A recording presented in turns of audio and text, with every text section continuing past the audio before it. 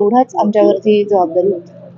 तुझं सिलेक्शन एका रील मुळे झालं असं तू म्हणाली होतीस. काय आहे त्याची स्टोरी सांग. अगं मी असंच सहज काहीतरी वेणी घालत होते. म्हणजे तेव्हा खूप लांब आत्ताही आहेत, पण काहीतरी माझ्या बहिणीच्या काहीतरी कार्यक्रमाला मला जायचं होतं आणि म्हटलं की चला आज साडी नेसूया, आणि साडी नेसलीये म्हटल्यानंतर मी अशी वेणी घालता घालता घालता एक रील केली, टाकलं.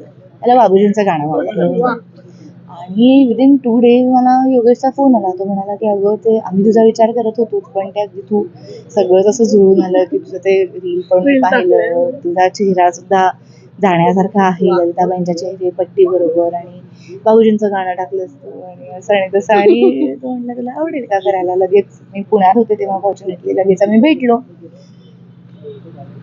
झालं. काय सांगशील प्रेक्षकांना, काय सांगशील चित्रपटाविषयी. मी एवढंच सांगेन की चित्रपट उघड्या डोळ्यांनी